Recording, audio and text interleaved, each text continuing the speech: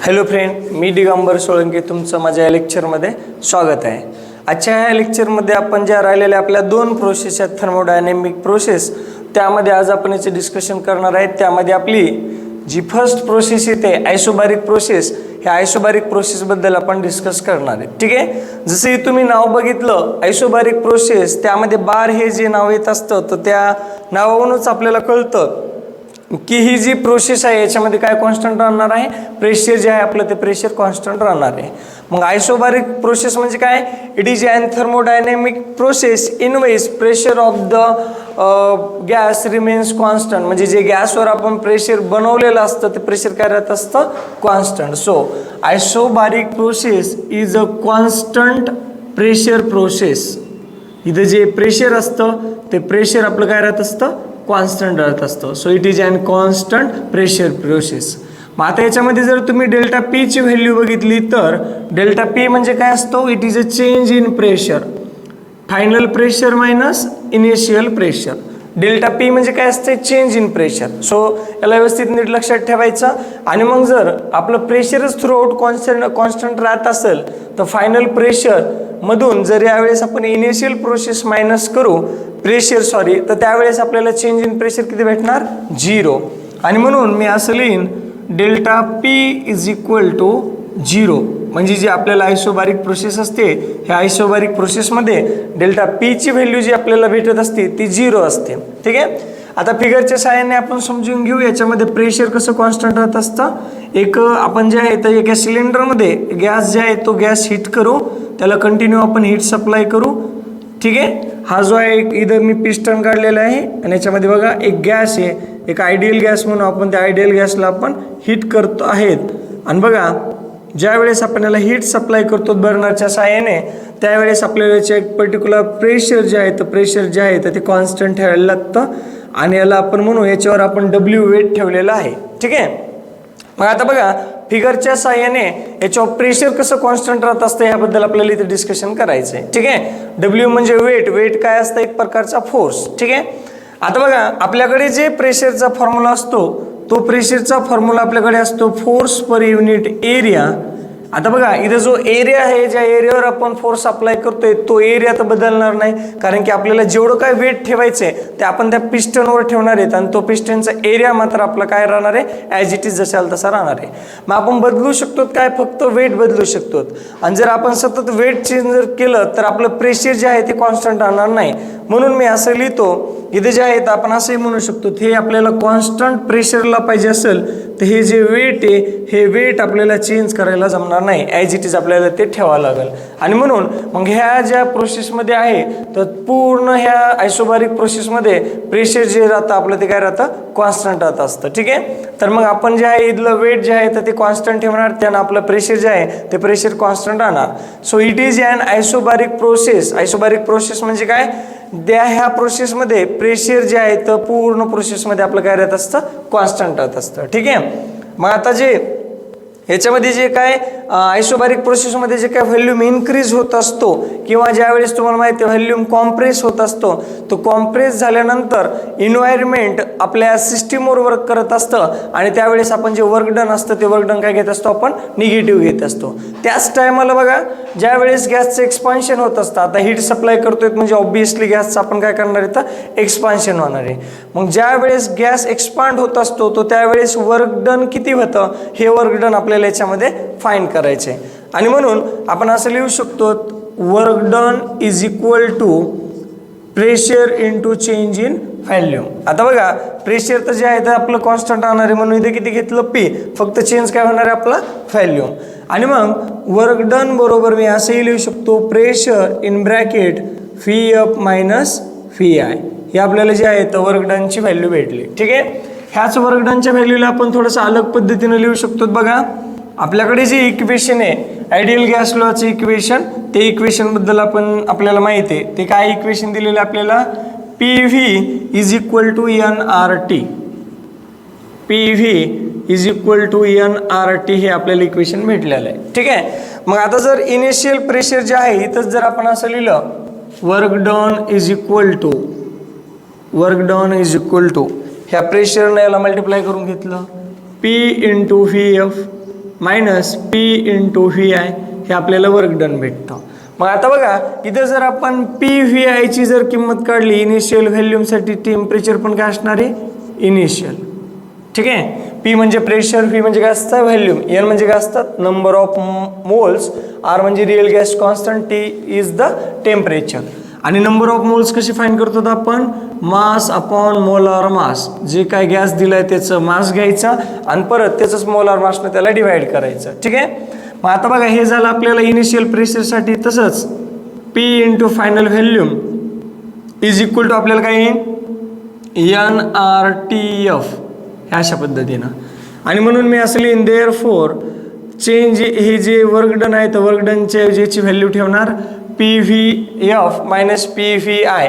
ही दोन्ही व्हॅल्यू जी आहेत ही बघा पी व्ही आयची व्हॅल्यू आणि ही जी आहे पी व्ही एफची व्हॅल्यू या दोन्हीवरच्या इक्वेशनमध्ये ठेवा ह्यावाल्या इक्वेशनमध्ये. मग बघा पी व्ही एफची व्हॅल्यू काय आहे N T R F minus याची व्हॅल्यू काय आहे एन आर टी आय. आणि म्हणजेच आपल्याला वर्क डन असं भेटतं N R in bracket T F minus T I हा ब्रॅकेट क्लोज. हे आपल्याला असं इक्वेशन भेटतं. यालाच आपण असं लिहू शकतो therefore W is equal to N R in आणि बाजूला काय लिहिलं आपण change in temperature delta T. कारण की T F minus T I आपल्याला माहिती आहे T F minus T I यालाच काय लिहित असतो किंवा असं ब्रॅकेटमध्ये लिहितो delta T is equal to T F minus T I हे आपल्याकडं रिलेशन आहे. ठीक आहे. आता नेक्स्ट बघा हे झालं आपल्याला कायचं हे फॉर्म्युला कशात झाला आपल्याला वर्क डनचा फॉर्म्युला झाला. त्यानंतर ह्याच जर गॅसची तुम्हाला जर इंटरनल एनर्जी फाइंड करायची असेल तर आपल्याकडे इंटरनल एनर्जीचा फॉर्म्युला आहे delta U is equal to number of moles specific heat at constant volume and change in temperature. हा आपल्याकडे फॉर्म्युला आहे कशाचा जे आहे इंटरनल एनर्जी फाइंड करण्याचा फॉर्म्युला आहे. आणि तुम्हाला माहिती आहे इंटरनल एनर्जी कोणावर डिपेंड असते टेम्परेचरवर. आणि ज्या सिस्टीममध्ये टेम्परेचर चेंज होत असतं त्या टेम्परेचर म्हणजे त्या सिस्टीममध्ये इंटरनल एनर्जी पण गॅसची काय होत असते चेंज होत असते. याच्या अगोदरच्या लेक्चरमध्ये आपण आयसोथर्मल प्रोसेस बघितली ज्यामध्ये टेम्परेचर रिमेन्स कॉन्स्टंट असतं त्यामुळं गॅसची जी इंटरनल एनर्जी आहे ती इंटरनल एनर्जी मात्र चेंज होत नाही. पण ह्या जर पॉईंटमध्ये जर बघितलं तर ह्या ज्या आयसोबारिक प्रोसेसमध्ये प्रेशर कॉन्स्टंट आहे आणि टेम्परेचर मात्र चेंज होतं त्यामुळं आपल्या गॅसची इंटरनल एनर्जी पण चेंज होते. आता आपल्याला according to the first law of thermodynamics first law of thermodynamics काय सांगतो तुम्ही जेवढी हीट सप्लाय करतात एखाद्या गॅसला त्यातली काही हीट इंटरनल एनर्जी चेंज करण्यासाठी होते तर राहिलेली जी एनर्जी आहे तर ती वर्क डन म्हणून वेस्ट होते किंवा राहिलेली एनर्जी वर्क डनसाठी उपयोगात आणली जाते. आणि म्हणून आपल्याकडे दोन्ही व्हॅल्यू आहेत वर्क डनची व्हॅल्यू आहे आणि इंटरनल एनर्जीची पण व्हॅल्यू आहे. मग आपण त्यामुळं क्यूची व्हॅल्यू फाइंड करू. बघा काय व्हॅल्यू येईन आपल्याला हे बघा वर्क डनची आधी इंटरनल एनर्जीची ठेवू N C V delta T plus इथं लिहिणार मी एन आर डेल्टा टी ही झाली आपली वर्क डनची व्हॅल्यू. आता बघा इथं N number of moles C V specific heat at constant volume त्यानंतर delta T change in temperature number of moles real gas constant परत डेल्टा टी काय टेम्परेचर. आता इथं एन आणि इथं एन आणि इथं जे आहे तर डेल्टा टी आणि इकडं पण डेल्टा टी आपल्याला कॉमन आहे तर ते आपण ब्रॅकेटच्या बाहेर घेऊ. सो मी असं लिहिणार Q is equal to N in bracket C V plus इथं काय राहीन फक्त आर आणि हे डेल्टा टी पण बाहेर. ठीक आहे. बघा एन बाहेर काढलं इथं राहिलं फक्त सी व्ही जे आहे इथं राहिलं फक्त सी व्ही. त्यानंतर नेक्स्ट इथून आपण जे आहे बघा एन कॉमन काढलं डेल्टा टी बाहेर काढलं फक्त राहीन सी व्ही. इथून आपण एन कॉमन काढलं डेल्टा टी बाहेर काढलं ब्रॅकेटमध्ये काय राहीन सी व्ही प्लस आर. पण आपल्याला माहिती आहे माय रिलेशन काय सांगतं Mayer relation C P minus C V is equal to काय असतं आर. देअर फोर मी असंही म्हणणार C P is equal to C V plus R. आता बघा हे मायनस सी व्ही इकडल्या साईडला गेलं काय होईल प्लस. तर मग आपल्याला असंही रिलेशन माहिती आहे C P is equal to काय सी व्ही प्लस आर. आणि म्हणून आपल्याला हे रिलेशन असं बघायला भेटतं काय भेटतंय C P is equal to C V plus R. मग आता बघा हेच जे रिलेशन आहे त्याला थोडंसं आपण जे आहे अजून मॉडिफाईड करून लिहू शकतो. बघा आता हे जे इक्वेशन आहे क्यूचं तर ह्या ब्रॅकेटमध्ये सी व्ही प्लस आरच्या ऐवजी आपण काय ठेवणार, सी पी ची व्हॅल्यू ठेवणार. सो देअरफॉर मी असं म्हणणार क्यू इज इक्वल टू काय म्हणजे लिहिणार मी, हे बघा ह्या ब्रॅकेटच्या ऐवजी पूर्ण जो ब्रॅकेट आहे सी व्ही प्लस आर आणि इथं काय दिलेली सी व्ही प्लस आरची किंमत सी पी. आणि मग मी असं लिहिणार इथं सिम्पल जो आहे तर अशा पद्धतीने लिहिणार जे आहे नंबर ऑफ मोल्स जशाला तसे इथे येणार सी पी आणि डेल्टा टी. आणि मग ह्या इक्वेशनवरून आपल्याला असं कन्क्लुजन निघतं की ह्या प्रोसेसमध्ये डेल्टा टी आला आहे म्हणून सिस्टीमची इंटरनल एनर्जी 100% चेंज होणार आहे. आणि नंबर 2 आपल्याला जी काय change in internal energy find करायची ते आपण ह्या फॉर्म्युल्यानं जे आहे तर फाइंड करतो. हे बघा इथे लिहिलेलं आहे delta U is equal to N C V into delta T. आणि मग हे जे आहेत according to first law of thermodynamics जेवढी काही हीट सप्लाय केलेली आहे तर ती आपण ह्या फॉर्म्युल्यानं फाइंड करू शकतो. Where C P is the specific heat at constant volume. आणि मग हे आपल्याला अशा पद्धतीने याचं रिलेशन भेटतं. आता याच्यासाठी जर तुम्हाला पी व्ही डायग्राम जर काढायची असेल तर तुम्ही पी व्ही डायग्राम पण अशा पद्धतीने काढणार. आपण जे आहे तो वाय ॲक्सिसवर काय घेत असतो, प्रेशर. आणि त्याच नंतर इकडं व्ही जे आहे आपला एक्स ॲक्सिस याच्यावर काय घेत असतो, व्हॅल्यूम. आपण असं म्हणू हा आपला व्ही आय इनिशियल व्हॅल्यूम आहे आणि हा आपला फायनल व्हॅल्यूम आहे व्ही एफ. हा व्ही एफ आणि मी थोडंसं इकडे लिहितो प्रेशर किंवा इकडे लिहितो व्हॅल्यूम व्ही ह्या अशा पद्धतीनं. मग बघा आपल्याला हे जो पी व्ही ग्राफ आहे तर आपल्याला पी व्ही डायग्राम अशी भेटणार आयसोबारिक प्रोसेससाठी. समजा व्ही आय हा इनिशियल पॉईंट आहे आपला आणि मग नंतर हे आपल्याला फायनल प्रेशर भेटते जे काय असेल ते.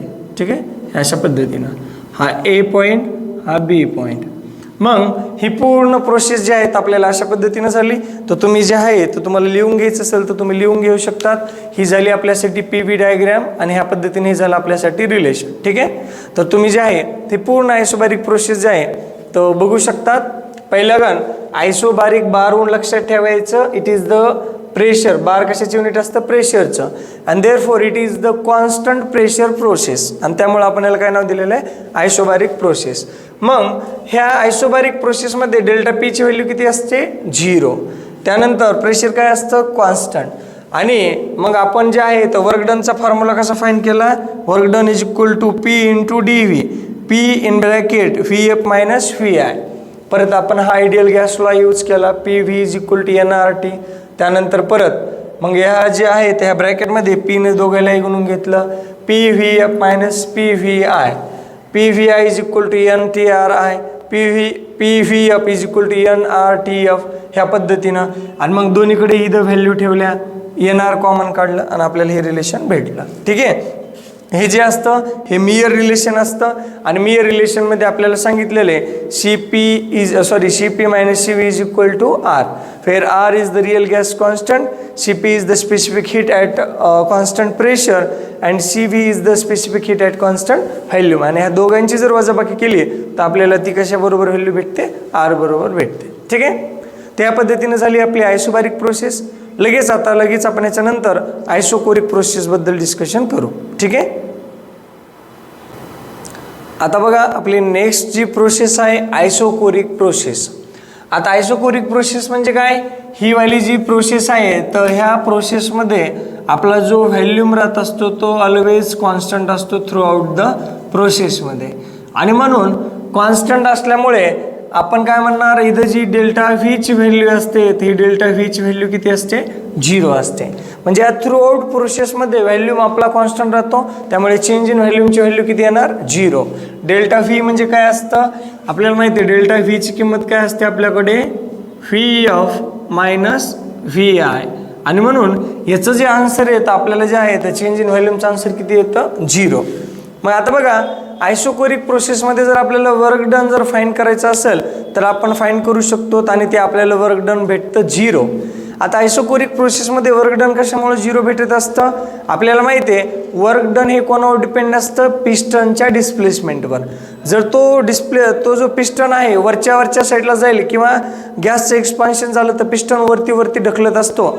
मग त्यावेळेस आपण असं म्हणू शकतो की आपला जे गॅस आहे तर त्या गॅसचं काय झालं, एक्सपान्शन झालं. ठीक आहे. नंबर 2 त्याच्या पलीकडे जाऊन ज्या वेळेस गॅसचं कॉम्प्रेशन होत असतं तर गॅस कॉम्प्रेशन झाल्यानंतर आपला जो पिस्टन आहे तो पिस्टन खाली खाली जात असतो. पण ही प्रोसेसमध्ये काय नाव दिले, व्हॉल्यूम रिमेन्स कॉन्स्टंट, म्हणजे पिस्टन जो आहे आपला जागच्या जागेवरच राहणार. मग ज्या वेळेस आपला पिस्टन एकदम एक त्या जाग्यावर आहे, वरही जात नाही खाली जात नाही, त्यामुळे आपलं जे आहे तर चेंज इन व्हॉल्यूम किती असणार, 0. म्हणजे व्हॉल्यूम कोणावर डिपेंड असतो, जे आहे तर त्या पिस्टनच्या मोशनवर. तो जर अपवर्ड गेला तर गॅस एक्सपांड झालेला असतो, तो डाऊनवर्ड जर गेला तर गॅस कॉम्प्रेस झालेला असतो. हे आपण व्यवस्थित लक्षात ठेवणं गरजेचं आहे. ठीक आहे. मग ज्या प्रोसेसमध्ये आपला व्हॉल्यूम कॉन्स्टंट राहत असतो अशा प्रोसेसला आपण म्हणत असतो आयसोकोरिक प्रोसेस. मग बघा, ह्या आयसोकोरिक प्रोसेसमध्ये जर वर्क डन जर फाइंड केलं आपण तर वर्क डन आपल्याकडे फॉर्म्युला असतो P/dV. पण आपल्याला ह्या dVची किंमत जी आहे त्या dVची किंमत आपल्याला किती भेटत असते, 0. त्यामुळे मी असंही म्हणू शकतो work done is equal to P(F - Vi). ठीक आहे. मग बघा, ज्यावेळेस व्हॉल्यूमच कॉन्स्टंट आहे त्यावेळेस तुमचं हे चेंज इन व्हॉल्यूम काय असणार आहे, 0. म्हणून आपलं आयसोकोरिक प्रोसेसमध्ये जे वर्क डन येत असतं ते वर्क डन काय येत असतं, 0 वर्क डन येत असतं. हे सगळ्यांनी लक्षात ठेवायचं. मग आपल्याला जो आहे फर्स्ट लॉ ऑफ थर्मोडायनॅमिक्स काय सांगतो, जेवढी तुम्ही हीट सप्लाय करता त्यातली काही जी आहे ते इंटरनल एनर्जी चेंज करण्यासाठी होणार आहे आणि काही जी एनर्जी आहे तर त्याचं रूपांतर कशामध्ये होणार आहे, वर्क डनमध्ये होणार आहे. मग ज्या प्रोसेसमध्ये वर्क डनच 0 आहे तर तिथे जेवढी आपण हीट सप्लाय करू तेवढ्याला तेवढी हीट जी आहे तर ती कशासाठी यूज केली जाणार आहे, इंटरनल एनर्जीसाठी. म्हणजे उदाहरणार्थ आपण जर हे जे आहे एक सिलेंडर घेतलं आणि या सिलेंडरमध्ये जर एक गॅस ठेवला आणि त्याचा व्हॉल्यूम जो आहे तो आपण फिक्स ठेवणार आहेत. असं एक आपण एक फिगर घेऊ ज्यामध्ये आपण गॅसला हीट करतोय. ठीक आहे, हीट सप्लाय करतोय. मग आता बघा, ज्यावेळेस आपण गॅसला हीट सप्लाय करतोय ही पूर्ण गॅसची हीट यूज कशासाठी होणार, जेवढी हीट सप्लाय करतो त्या गॅसला तेवढी हीट काय होणार, त्या गॅसची इंटरनल एनर्जी चेंज करण्यासाठी होणार. आणि मग बघा, वर्क डन 0 असल्यामुळं आपण काय लिहिलंय, Q = Δu. म्हणजे आपली जेवढी काय हीट सप्लाय करतोय ते हीटचं रूपांतर कशामध्ये होत असतंय, इंटरनल एनर्जीमध्ये.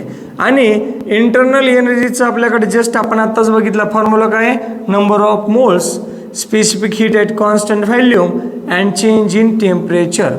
आता आयसोकोरिक प्रोसेस जरी असेल, इथं व्हॉल्यूम जरी कॉन्स्टंट राहत असेल तर टेम्परेचर मात्र गॅसचं सतत चेंज होत आहे. म्हणून ह्या गॅसची इंटरनल एनर्जी पण आपली काय होणार, चेंज होणार. आणि म्हणून ज्यावेळेस तुम्हाला हीट फाइंड करायची तीच काय असणार, आपली इंटरनल एनर्जी. आणि इंटरनल एनर्जी किंवा हीट जर तुम्हाला फाइंड करायची असेल तर तुम्ही ह्या दोघांसाठी एकच फॉर्म्युला यूज करणार. तो फॉर्म्युला आहे आपल्याकडे, हा असा जनरल फॉर्म्युला आहे, N × Cv × ΔT, where N is called as the number of moles, Cv is called as the specific heat at constant volume and ΔT is called as the change in temperature. आणि मग ही जी आहे ते आपल्यासाठी ह्या पद्धतीने आपल्याला isochoric process असणार. आणि जर तुम्हाला आयसोकोरिक प्रोसेससाठी जर फिगर काढायची असेल किंवा PV डायग्राम जर बघायची असेल तर ती PV डायग्राम अशा पद्धतीने असणार आहे. हा आपला इनिशियल व्हॉल्यूम Vi, हा आपला इनिशियल जे आहे हा आपला फायनल व्हॉल्यूम Vf, आणि इथं आपण असं म्हणू शकतो ते प्रेशर आहे. इकडल्या साईडला P लिहितो मी, प्रेशर मात्र इथं चेंज होतं. ठीक आहे, जर इनिशियल जो व्हॉल्यूम असेल तोच व्हॉल्यूम राहणार आहे. आणि यासाठी आपल्याला अशी पद्धतीनं फिगर येणार आहे. ही A initial state, he B जी काय आपली फायनल स्टेट. म्हणजे तुम्ही एक 10 मिनिटासाठी गॅसला हीट जर केलं त्यावेळेस तुमचा व्हॉल्यूम जो आहे VIच राहणार आहे. आणि 10 मिनिटांनी बी तुमचं व्हॉल्यूम किती राहणार आहे, तेवढ्याला तेवढंच राहणार आहे VI. फक्त प्रेशर मात्र गॅसचं चेंज होणार, इंटरनल एनर्जी चेंज होणार. कारण की बघा, टेम्परेचर इन्क्रीज झालं की गॅसचं जे प्रेशर आहे ते प्रेशर चेंज होतं. आणि हे कशावरून बघितलेलं आहे आपण, ह्या PV = nRT हे इक्वेशन बघितलेले. Pressure is directly proportional to the temperature. जसं जसं आपलं टेम्परेचर इन्क्रीज होईल तसं तसं जे आहे आपलं प्रेशर पण काय होणार, इन्क्रीज होणार. मात्र ह्या आयसोकोरिक प्रोसेसमध्ये वर्क डन जे आहेत आपलं वर्क डन काय राहणार, 0 राहणार. आणि म्हणून आपण ज्या 4 प्रोसेस बघितलेल्या आहेत त्यामध्ये फर्स्ट जी होती आयसोथर्मल प्रोसेस. आयसोथर्मल प्रोसेस म्हणजे काय असते, ΔT किती असतो, 0. चेंज इन टेम्परेचर किती असतो, 0. त्यानंतर दुसरी प्रोसेस बघितलेली आपण ॲडियाबॅटिक प्रोसेस. ह्या ॲडियाबॅटिक प्रोसेसमध्ये Qची व्हॅल्यू किती असते, 0. इथं ΔQ यूज करत नाहीत आपण, फक्त Q काय लिहित असतो, 0. आणि Q इज इक्वल टू 0 याचा अर्थ काय होत असतो, सिस्टीममध्ये हीट ॲड पण झालेली नाही आहे आणि सिस्टीममधली हीट निघून पण गेलेली नाही आहे. त्यानंतर नेक्स्ट तिसरी प्रोसेस होती आपली आयसोबारिक प्रोसेस. ह्या आयसोबारिक प्रोसेसमध्ये आपलं प्रेशर जे असतं ते प्रेशर कॉन्स्टंट राहतं, म्हणजे डेल्टा पीची व्हॅल्यू जी असते ती किती असते आपली 0 असते. त्यानंतर लास्ट थर्ड आयसोकोरिक प्रोसेस. ह्या आयसोकोरिक प्रोसेसमध्ये आपला व्हॅल्यूम जो असतो गॅसचा तो थ्रूआउट प्रोसेसमध्ये व्हॅल्यूम काय असतो, रिमेन्स कॉन्स्टंट असतो आणि म्हणून आपल्याकडे डेल्टा व्हीची जी व्हॅल्यू असते ती व्हॅल्यू किती असते 0. आणि मग ह्या पद्धतीनं आपल्याकडे 4 ज्या प्रोसेस होत्या त्या 4 प्रोसेस मी तुम्हाला इथं सांगितलेल्या आहेत. जो आपल्याला 12वीचा चॅप्टर आहे थर्मोडायनॅमिक प्रोसेस. ह्या थर्मोडायनॅमिक प्रोसेसमध्ये आपल्याला 4 प्रोसेस होत्या. ह्या 4ही प्रोसेसबद्दल आपण डिस्कशन केलेलं आहे. ठीक आहे, तर हा जो पॉईंट आपला इथं संपला आणि आजचं लेक्चर आपलं जे आहे ते इथं संपलं. So thank you so much. आणि जर तुम्ही माझ्या चॅनलला सबस्क्राईब केलं नसेल तर प्लीज सगळ्यांनी सबस्क्राईब करा आणि तुमच्या फ्रेंड्ससोबत शेअर करा. Thank you so much again.